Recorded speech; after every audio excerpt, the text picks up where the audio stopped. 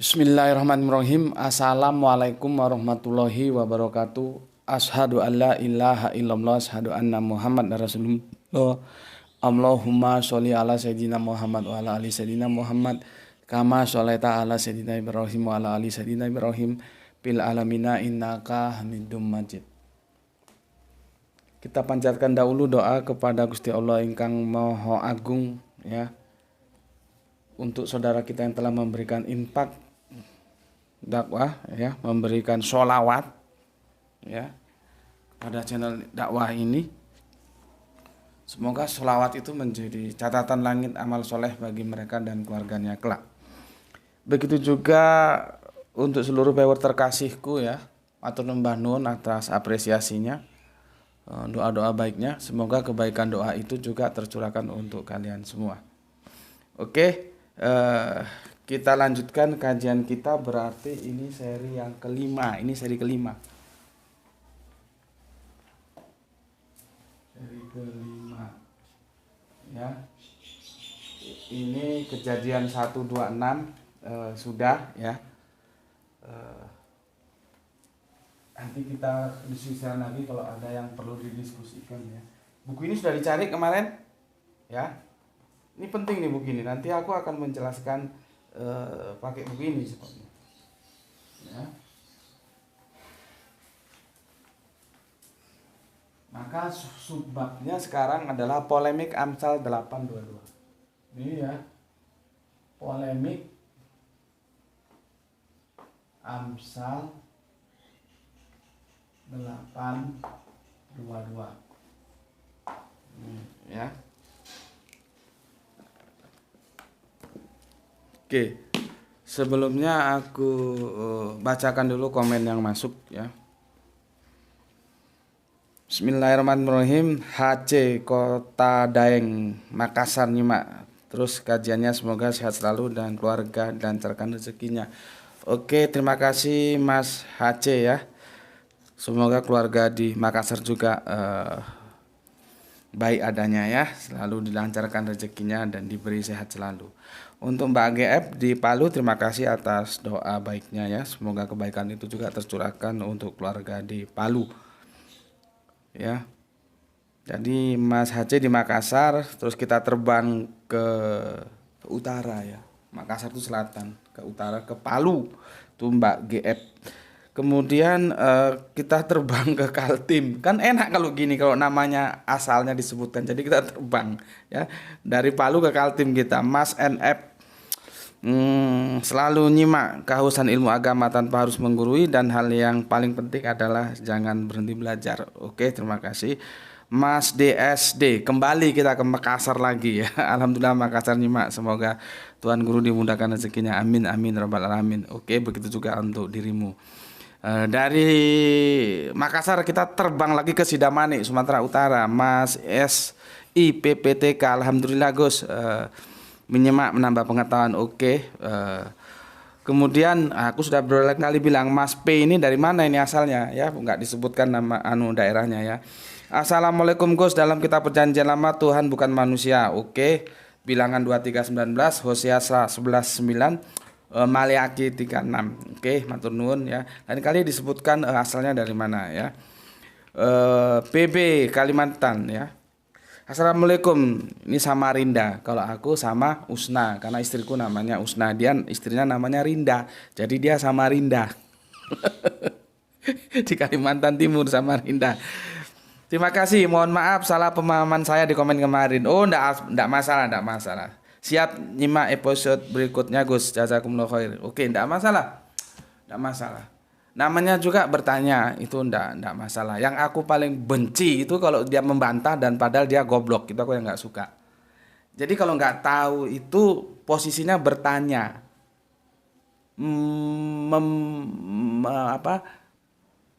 Memberikan pertanyaan, bukan memberikan pernyataan, ya. Jadi kalau nggak tahu itu bertanya, bukan menyatakan, tapi bertanya. Yang aku nggak suka itu sudah goblok menyatakan lagi dan membantah lagi. Nah, itu. Kalau yang kemarin enggak apa-apa Mas PBK ya, namanya juga tanya dan kita belajar salah enggak apa-apa. Kenapa salah? Karena belajar. Kenapa enggak pernah salah? Karena enggak pernah belajar. Nah, itu jangan. Lebih baik kita salah enggak masalah, itu bukti bahwa kita pernah belajar. Oke, terima kasih Mas PB, enggak apa-apa, enggak masalah ya. Enggak masalah. Nah, berikutnya Mas MI, Yesus itu Tuhan tapi bukan Allah ya. Itu cara membedakannya sudah dijelaskan itu. Ini Mas JNG dari Malang. Assalamualaikum Gus. Waalaikumsalam. Maaf Gus, Sam GM menurut literasi Yahudi kata kita dalam Kejadian 1:26 itu merujuk kepada sidang ilahi antara Allah dan para malaikat dan tidak ada Yesus di situ. Ayat ini paralel dengan Quran surat Al-Baqarah ayatnya 30 ya. Dan ingatlah Tuhan berfirman kepada para malaikat, aku hendak menjadikan khalifah di bumi ya. Ini yang ini sudah aku dekonstruksi ya, bukan aku hendak menjadikan khalifah di bumi ya. Itu bukan fi'il mudhari, tapi aku yang menjadikan khalifah di bumi gitu ya. Yang di surat Al-Baqarah itu kan sudah kita diskusikan beberapa waktu lalu ya. Jadi aku yang menjadikan khalifah di bumi. Jadi bukan aku hendak, bukan. Kalau hendak itu kan masih akan, itu mudhari seperti kun fayakun ya. Itu kan fiilnya mudhari juga. Ya, begitulah ya. Oke. Aku jelaskan gini Sam GNG. Aku paham, aku bisa mengerti apa maksudmu, aku mengerti. Makanya kan aku berkali-kali bilang, kalau kita membaca nubuatan itu berarti kan dari perjanjian lama digeret ke perjanjian baru, dicari paralelnya. Itu hati-hati, terutama nubuatan yang dilakukan oleh Matius ketika dia menulis Injil karangannya itu banyak yang misleading. Gitu loh. Banyak yang misleading itu. Jadi nggak tepat ditepat-tepatkan. Ini kalau nggak tahu ya dikirain bener aja itu Injil, padahal enggak. Nubuatnya tuh sering misleading, terutama itu Matius, hati-hati. Ya, dicocok-cocokkan gitu loh. Perjanjian lama dibawa ke perjanjian baru. Nanti ada yang dicocokkan dirubah lagi. Nanti tak tunjukkan. Itu sangat bombastis saat itu ya. Saking kebeletnya Yesus harus Allah, sudah ngambil ya dirubah lagi gitu ya. Aku paham maksudmu, cuman kan begini, aku berbicarakan dengan teman Kristen. Jadi aku pakai sudut pandang Kristen. Kalau aku pakai sudut pandang Yahudi, selesai sudah. Orang Yahudi nggak ngaku Yesus kok. Paham ya yang aku maksud ya? Jadi aku memberikan ruang terhadap teman-teman Kristen gitu loh. Karena aku menggunakan sudut pandang Kristen. Kalau aku menggunakan sudut pandang Yahudi ya selesai, diskusi mandek. Karena nggak mungkin itu dinisbahkan kepada Yesus. Orang Yahudi menolak Yesus kok gitu. Makanya nubuatan yang ditulis oleh pengarang-pengarang Injil itu harus di-cross-check ke orang Yahudi. Karena Yahudi itu pada dasarnya menolak Yesus. Apa benar ini menceritakan tentang Yesus? Seorang anak telah lahir untuk kita, itu benar untuk Yesus? Itu tanya sama orang Yahudi. Makanya berkali-kali tanya kepada orang Yahudi. Keselamatan datang dari bangsa Yahudi. Dan Rabi Tobia bilang kuncinya ada di kami, karena itu kitab kami gitu loh. Cuma kan Kristen-Kristen ini kan nggak mau taat sama Yesus. Yesus sudah bilang keselamatan datang dari bangsa Yahudi. Nah, aku tugasku di sini mengingatkan seperti yang sudah Yesus sampaikan. Tan lu Kristen, kalau lu ngaku Kristen artinya pengikut Kristus, lu taat dong sama pesannya Kristus. Apa? Keselamatan datang dari bangsa Yahudi. Jadi kalau Rabi Tobia karena dia Yahudi, dia bilang Tritunggal, Trinitas itu nggak valid, nggak ada, ya seharusnya kamu tinggalkan gitu loh. Sebetulnya kerangkanya itu sederhana kok. Cuman karena kebebalan itu yang membuat orang jadi nggak bisa keluar dari dogma gitu. Mas JJ ya, aku paham dan yang kamu maksud itu benar ya. Cuman kan ini kamu ambil sudut pandang Yahudi. Lah kalau aku ambil sudut pandang Yahudi ya sudah selesai, nggak usah dialog dengan Kristen gitu ya. Karena apa? Yahudi itu tidak mengenal Yesus ya. Dia tolak dalam perbandaran teologisnya gitu ya. Masih mending Islam masih menerima gitu. Ya. Oke, semoga bisa dipahami Mas JJ ya. Berikutnya Pak BU pripun wartosnipun Pak BU di Kaltim ya, derek nimbrung guru nggih matur nuwun, semoga keluarga di Kaltim sehat semua. Ini Pak BU ini senior kita ya. Berikutnya Mas AM, alhamdulillah Tuban siap hadir. Nah, terbang kita dari Malang tadi ya ke Kaltim, sekarang ke Tuban. Kesana lagi ke Rembang, ke rumahnya Mas RW, selalu hadir, alhamdulillah. Balik lagi ke Gresik, ke rumahnya Mas TH. Ini anak Aka ini mana nih? Assalamualaikum Gus. Oten selalu mengklaim aku Yesus Bapa adalah satu. Apa benar ayat tersebut adalah perkataan Yesus? Oke, kapan bisa kita kaji itu. Dari mana ini Aka ini ya? Bau-bau Kalimantan mana bau-bau itu ya? Kalimantan Utara ya. Mas RM Kota Bau-bau hadir Mas Gus. Oke, berarti tuh kita naik ke utara. Mas TA. Tapi kenapa Gus dalam Injil di Indonesia Tuhan itu mereka samakan dan tertulis Allah, padahal Gus mengatakan Tuhan dan Allah itu berbeda. Tolong dijelaskan, padahal Injil di luar negeri mengatakan Tuhan itu Lot. Kamu tonton dulu bahwa kata Tuhan itu berasal dari kata Tuhan ya. Kamu tonton dulu, nanti setelah itu baru kamu tanya, karena videonya sudah tersedia. Nanti kalau kurang jelas tanya lagi ya. Masalah Tuhan dan Allah itu simpel saja. Kalau Tuhan itu belum tentu Allah, kalau Allah pasti Tuhan. Karena Tuhan itu artinya apa sih dalam edisi bahasa Melayu? Itu awalnya Melayu. Tuhan berasal kata Tuan, artinya yang dihormati. Kalau aku bawa begitu, kamu akan lebih gampang. Yang dihormati itu belum tentu Allah, tapi kalau Allah pasti dihormati. Sama aja kan, Tuhan itu belum tentu Allah, tapi Allah pasti Tuhan. Yang dihormati itu belum tentu Allah, tapi Allah pasti dihormati. Nah, itu kan bingung kon. Ya, coba dilihat video yang aku recommended tadi ya. Nanti kalau kurang jelas tanya lagi. Untuk Mas SG, ini Jogja nggak salah ya. Kita itu saya bersama dengan Anda di depan, sedangkan kami itu saya bersama dengan yang ada di belakang. Oke, matur nuwun. Terus Mas SG menyimak strata yang 7 menit, komen pertama. Sip, mantap. Soleha kita AM ya, Bogor. Kumaha pawartosna Bogor, aku sejati adalah akunya selalu sesuatu. Oke ya. Brebes Kang Mas Dede, nyimak Gus, monggo. Mas MI, Gus, Yesus itu Tuhan tapi bukan Allah. Tapi kalau ada yang bilang Yesus adalah Bapa, gimana Gus? Ya itu orang mabuk. Nggak ada Yesus kok disebut Bapa. Yesus itu jatuhnya anak. Makanya dia memanggil Allah itu dengan keakraban Bapa. Yesus dipanggil Bapa, mana uno. Itu berarti dia sekolah minggunya di, nggak tahu, di Antartika sana mungkin sekolah Alkitabnya. Jadi Yesus nggak pernah diposisikan sebagai Bapa, dan Yesus tidak pernah diposisikan sebagai Allah. Yesus diposisikan sebagai anak Allah, itu yang ada.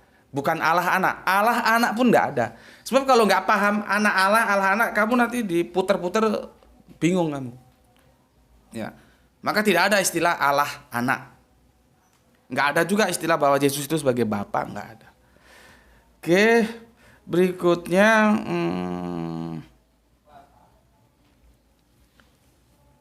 gimana ini ya, M99 hadir. Oke, M99 ini dari mana ya? AM hadir keempat. Dari mana ini AM ini? US pertama. Ini dari mana semua? Asalnya disertakan ya Mas ya. Ini nggak tahu dari mana ini ya. Oke. Itu tadi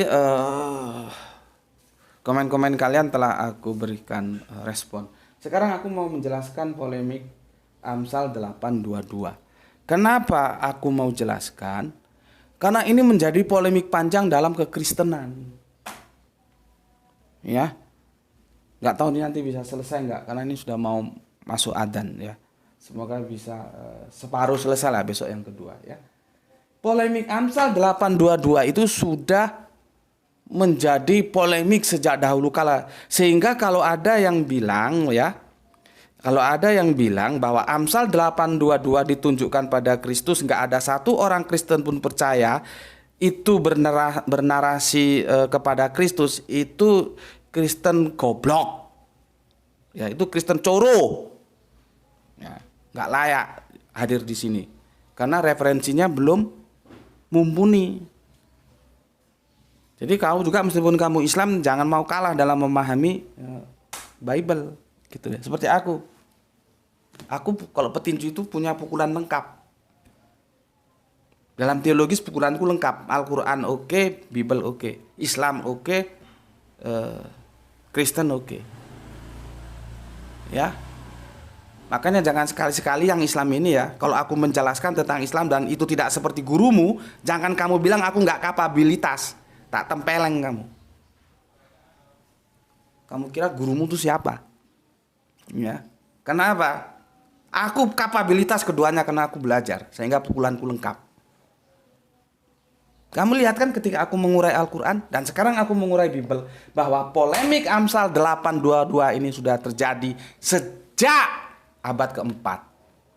Jadi kalau ada coro ngomong orang Kristen itu tidak pernah ya bernarasi bahwa ini ditujukan kepada Kristus, dia tidak lebih dari seekor coro yang ada di WC dan harus dibuang jauh-jauh. Tidak layak masuk ke sini. Paham? Aku begini bukan sombong, tapi percaya diri. Karena apa? Karena belajar. Masalahnya memang sombong dan percaya diri itu beda-beda tipis, Betty. Dan itu urusanku, itu masalah hati. Hanya aku dan Allah yang tahu. Apakah aku sombong? Apakah aku percaya diri? Gitu loh ya. Sekali lagi aku bilang, kalau ada orang Kristen ngomong bahwa ini tidak ada satupun orang Kristen yang percaya kalau ini ditujukan kepada Kristus, kan ini kan memang ini kan personifikasi, metafor ini. Ditujukan kepada siapa? Dia tidak eksplisit, dia implisit. Nah, implisit itu memang terjadi seperti sekarang. Ini polemik dia. Nanti polemiknya di mana? Aku jelaskan. Ini polemik dalam bidang terjemahan, polemik dalam bidang penafsiran. Begitu kalau ada yang ngomong bahwa orang Kristen tidak satu pun yang menganggap ini ditujukan kepada Kristus, itu kan gobloknya minta ampun. Ya itu tadi, coro tadi itu. Ya, maka sekarang aku jelaskan ke kamu supaya kamu ngerti. Ya, gimana duduk permasalahannya. Ya. Jadi begini, aku baca dulu sebuah mukadimah ya, sebuah mukadimah. Itu begini. Mengenai ayat-ayat yang diambil itu ya 8:22 ini Amsal ya. Ini itu berkesimpulan bahwa aku menunjukkan kepada pribadi Yesus Kristus. Karena dikatakan bahwa aku sudah ada sebelum dunia ini dijadikan. Itu Amsal 8:22 sampai 31. Kemarin sudah kita baca lengkap, nanti kita baca lengkap lagi. Ya. Oke. Ayat ini paralel. Nanti aku tunjukkan paralelnya. Aku nggak asal ngomong. Mumpung aku ini supaya nggak lupa. Paralel dengan Wahyu ini. Sudah tuh?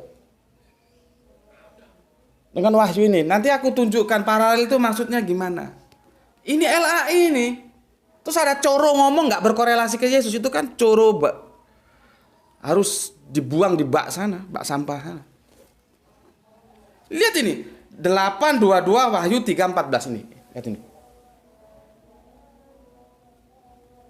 Nih. Ini paralel. Ini Injil baruku. Kurang percaya. Injil lamaku tak jelas no. Paralel juga. Ya. Sayang habis waktuku nanti Amsal semoga. Nah, ini ketemu. Ya. Nih, kalau itu masih baru. Jadi aku punya banyak Injil. Belum tak coret-coret belum tak garis merah. Ini lihat ini. Paralel kan? Nanti kamu tinggal cek. Ya, jadi Wahyu ya Amsal 22 ini paralel dengan Wahyu 3:14.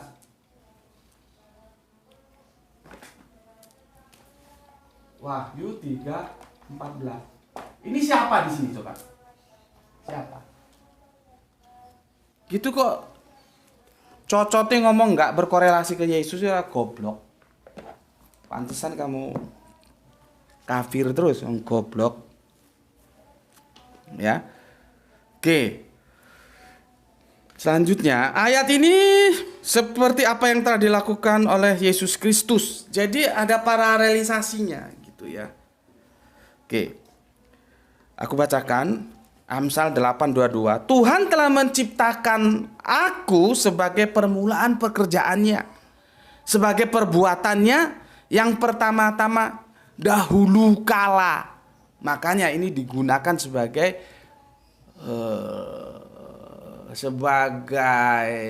apa namanya lah, error aku. Sebagai bahan untuk berargumentasi secara handal bahwa Yohanes 1 pasal 1 itu jelas menunjukkan praeksistensi. Ini anunya, dalilnya. Amsal 8:22. Ya. Nah, kalau begitu, apa problemnya? Ya. Problemnya dengarkan. Jika kata aku di sini memang menunjuk kepada Yesus Kristus secara implisit, ingat, metaforis loh ya, implisit, tidak eksplisit. Pertanyaannya, apakah Yesus Kristus diciptakan oleh Allah Bapa? Mulai kan? Bertanya. Karena Kristen Tritunggal mengimani bahwa Allah Tritunggal menyatakan bahwa Allah Bapa, Allah Anak. Allah Anak itu nggak ada. Ini istilah aja dalam dogma. Dogma Tritunggal. Mbok cari kitab ini kalau ada kata-kata Allah Anak. Cari. Ada nggak Allah Anak? Nggak ada.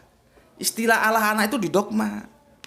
Padahal Allah Anak itu sudah mulai memanipulasi bagaimana Yesus dipaksa supaya menjadi Allah. Yang Alkitab katakan anak Allah, bukan Allah anak. Sama kemarin, malam pengantin dan pengantin malam itu beda. Memang diperlukan otak yang cerdas untuk memahami bahasa. Kalau otaknya otak IQ rendah aja, ngaji di sini ya nggak ngerti. Ya. Oke, jadi Allah Bapa, Allah Anak, Allah Roh Kudus itu dalam dogmanya itu setara. Artinya tidak menciptakan dan diciptakan di antara ketiganya. Ya. Jadi apa yang diimani adalah Yesus Kristus sebagai Allah Anak, ini istilah dogma dia, tidak pernah diciptakan oleh Bapa atau Allah Roh Kudus, demikian juga sebaliknya. Gitu loh. Ya. Jadi masalah dia. Kan dalam dogmanya kan Allah Bapa, Allah Putra, Allah Roh Kudus. Dan dalam dogma Tritunggal, Trinitas ini semua setara. Lah kok di Amsal diciptakan. Itu loh maksudnya, problemnya seperti itu. Makanya yang menolak ini sebagai metaforis dari Yesus itu bisa dipastikan Kristen Tritunggal. Karena apa? Blunder. Karena jelas-jelas dinyatakan diciptakan. Gitu loh. Tapi seharusnya kita kan dalam kerangka berpikir ilmiah harus jujur, jangan bohong. Bilang nggak ada Kristen satupun yang mengatakan ini disembahkan ke Yesus, itu kebohongan yang bajingan yang gitu. Itu nggak masuk. Dalam ranah akademik nggak boleh bohong. Akui aja, oh iya Pak, tapi saya tetap mengimani bahwa Yesus itu Allah. Nggak masalah. Orang itu iman-iman kamu sendiri kok, bukan imanku. Dan aku hormati. Tapi kebenaran bahwa ini juga dipersonifikasikan kepada Yesus, itu harus diakui. Sejak kapan? Sejak abad nanti yang aku mau ceritakan. Kalau diperdebatkannya sejak abad keempat. Dulu. Aku itu, bapakku, mamaku dulu kan pernah bekerja di Nomensen. Kalau ada di Siantar itu ada Nomensen, itu Nomensen itu nama Belanda ya. Itu nama Belanda, Nomensen. Jadi itu ada seperti HKBP, Huria Kristen Batak Protestan. Bapakku, mamaku kan ya kami kan kaum proletar ya, jadi kerja, ada yang bapakku jadi tukang kebun, mamaku jadi tukang masak. Jadi calon-calon pendeta di sana itu yang masak mamaku. Itu ibarat seperti pondokan gitu loh ya. Ada berapa ratus pendeta itu. Yang masak itu mamaku.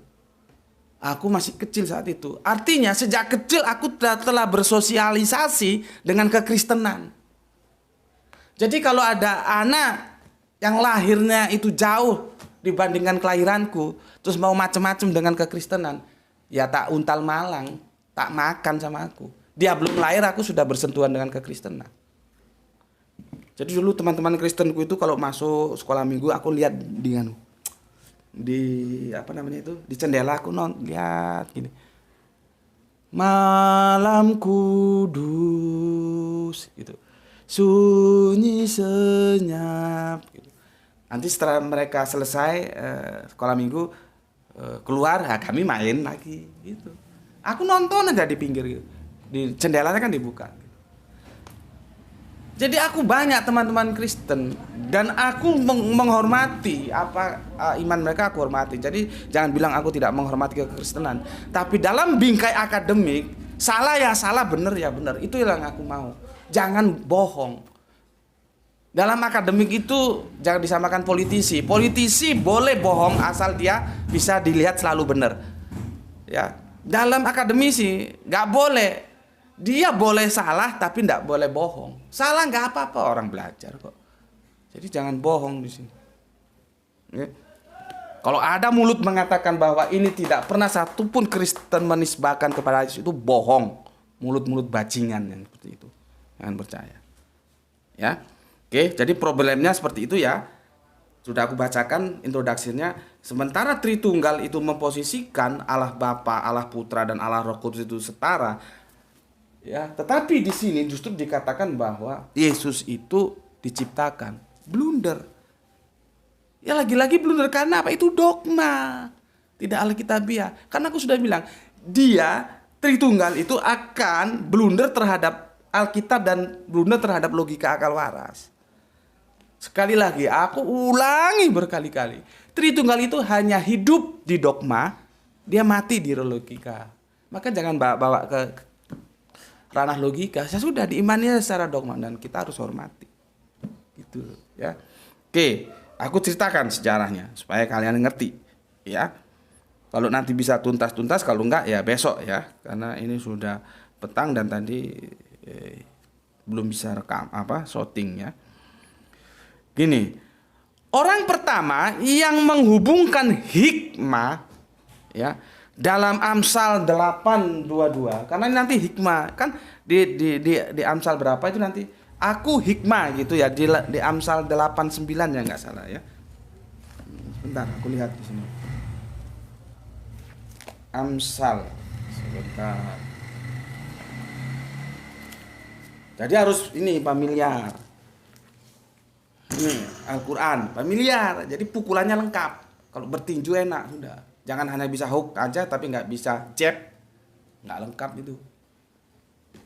Ya, makanya kalau aku menjelaskan Al-Quran, terus ada pure Islam, penjelasanku nggak sama dengan penjelasan dari kiai-kiai guru-gurumu, berbeda. Terus kamu bilangkan aku nggak kredibel, tak tempeleng dasmu.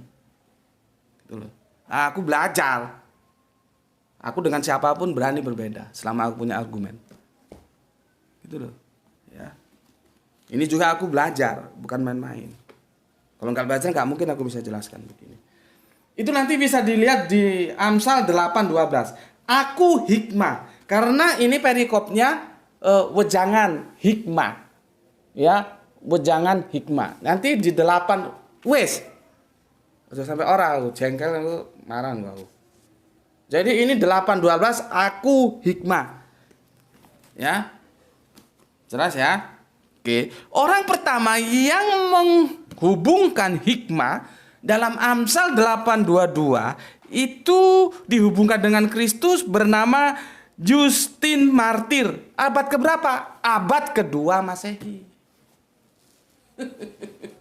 Coro-coro itu masih di awang-awang, belum lahir.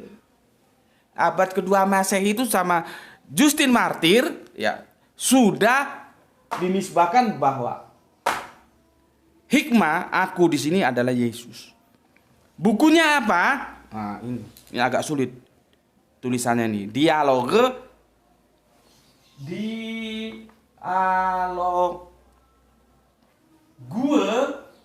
nih ya. Dialogue C X1 X ya. Gini referensi ya. Steve Root, bukan Stevie Wonder. Steve Root sola, panjang banget ya. Steve Root sola scriptura. Sola scriptura itu artinya setengah jam. Dia eksegese, dia tidak memperkosa Alkitab, tapi Alkitab yang dia taati. Jadi dia menurut Alkitab, bukan Alkitab dipaksa menurut dia. Itu namanya sola scriptura ya. Jadi begini, dialog iki apa iki nggak ngerti aku. CX1X dalam kurung rep Steve Root ya, Steve Root sola scriptura mystic made by the apostolic father based on tradition. Nah, cari itu bukunya. Supaya kau ngerti bahwa abad kedua ini sudah jadi dinisbahkan kepada Yesus, tapi belum berpolemik. Nanti polemiknya di abad berikutnya, tak jelas no. Ya. Oke. Namun demikian, Kristen itu kan terjadi denominasi ya, bukan suatu yang tunggal gitu ya.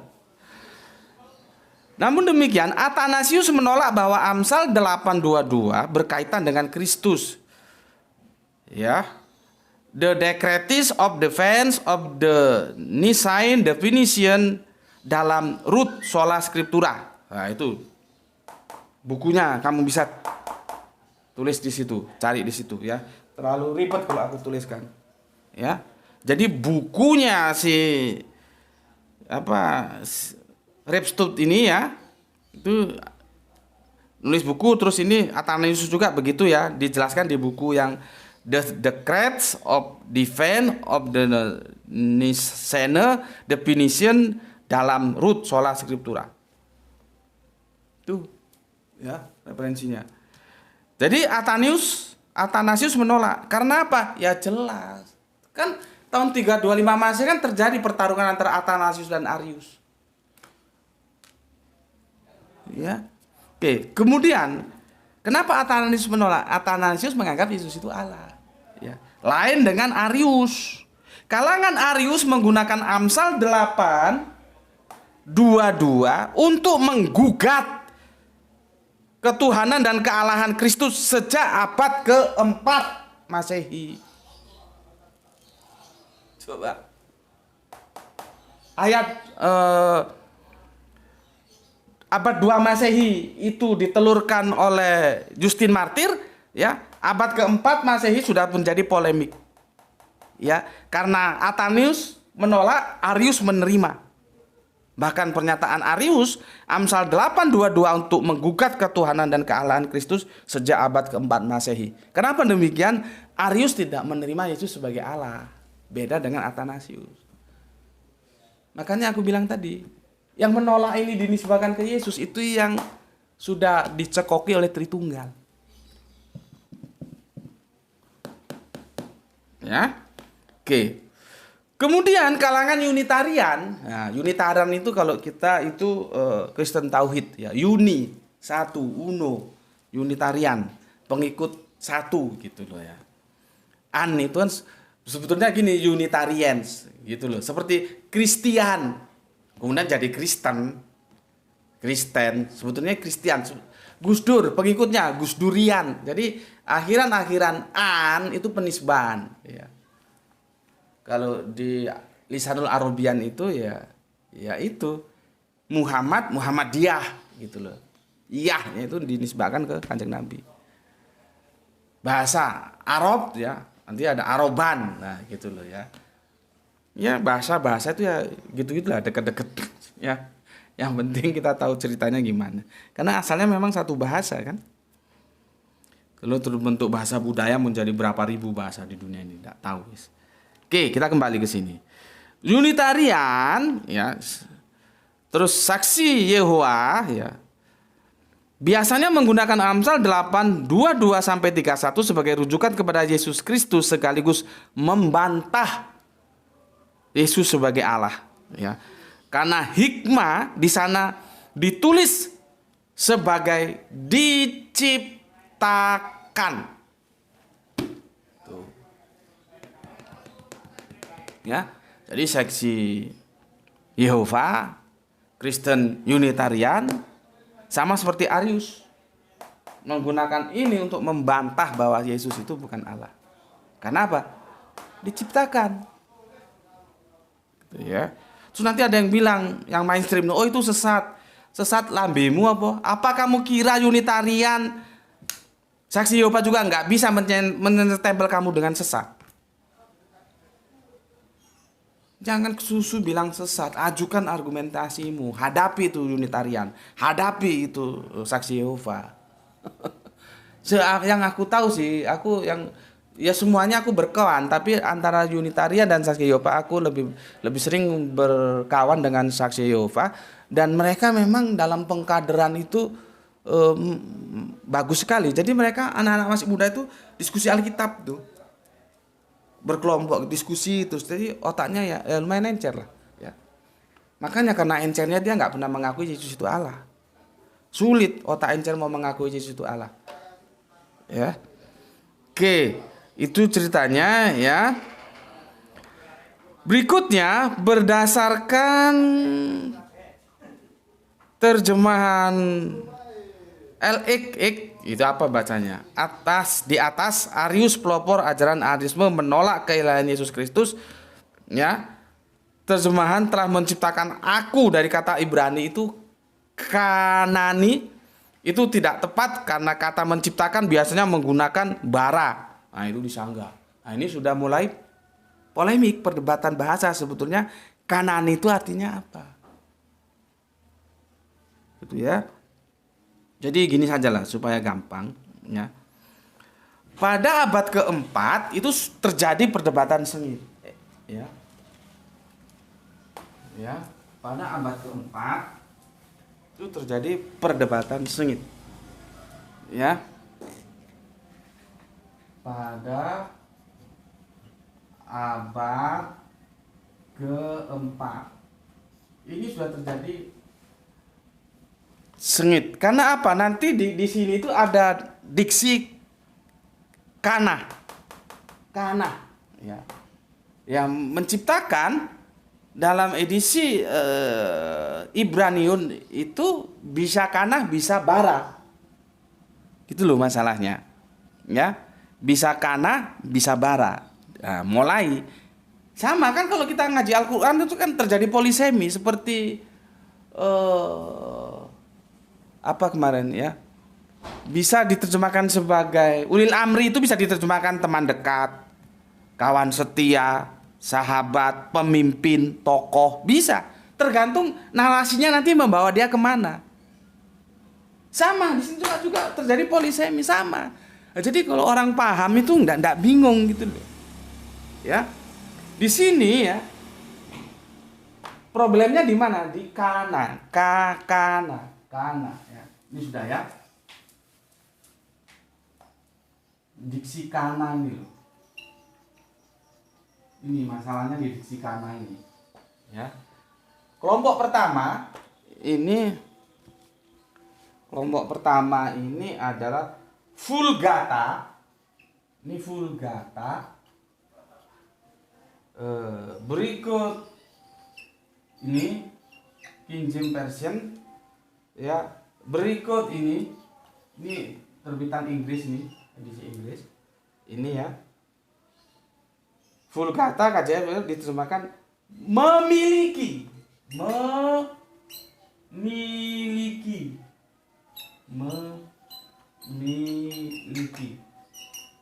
Jadi menurut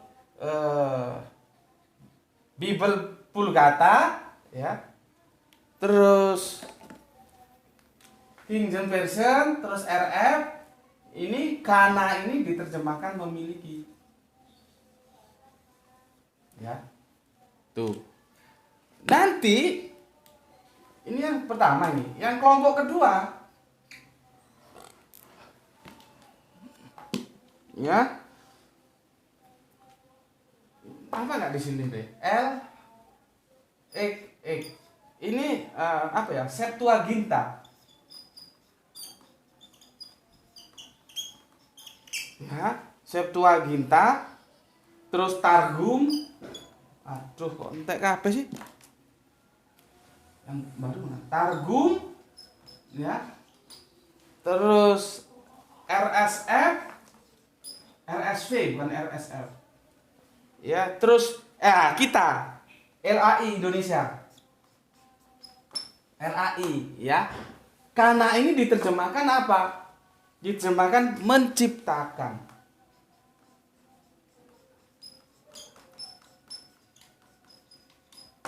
Di sini masalahnya. Ya. Jadi aku jelaskan. Kata kana di sini itu tergantung. Kalau kita buka Vulgata King James Version RF iki opo iki lagi, maka kana itu diterjemahkan oleh mereka memiliki. Kalau menurut Bible ini.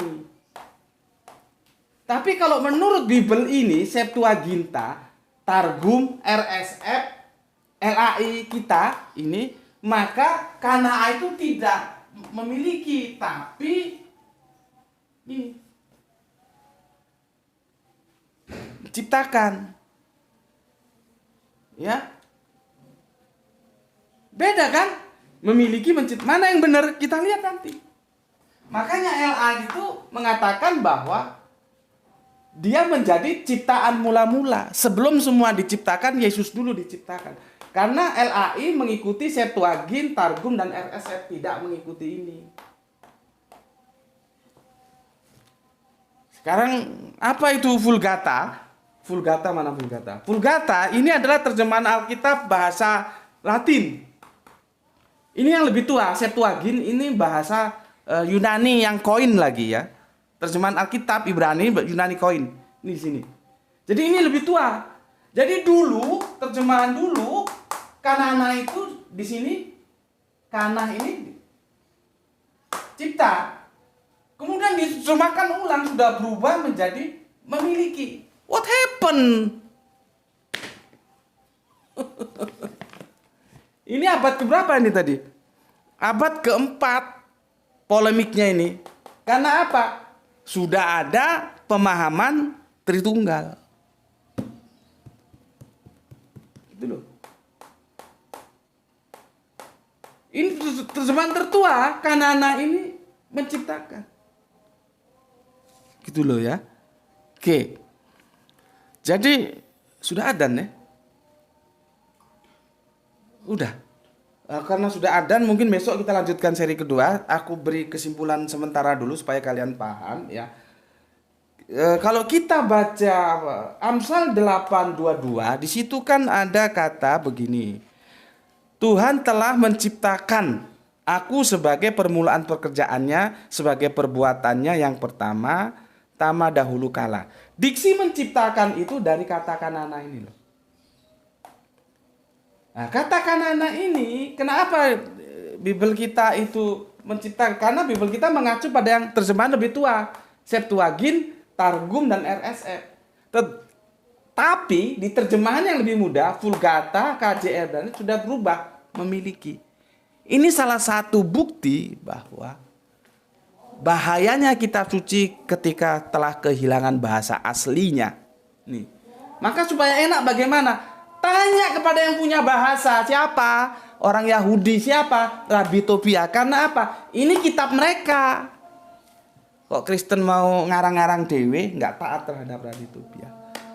Oke, itu dulu yang bisa aku sampaikan. Semoga bisa menjadikan pencerahan dan ini nggak selesai dan sudah adzan ya. Jadi besok kita lanjutkan mana sebetulnya yang lebih tepat dimiliki atau diciptakan. Ya, oke itu dulu. Semoga sehat selalu dan selamat berbuka puasa bagi yang sudah berbuka puasa. dan semoga kita semua selalu dalam barokah Gusti Allah Agung ya. Ada kesejahteraan untuk kita semua ya, dan semoga kita sehat selalu. Bismillahirrahmanirrahim. Alhamdulillahirabbil alamin.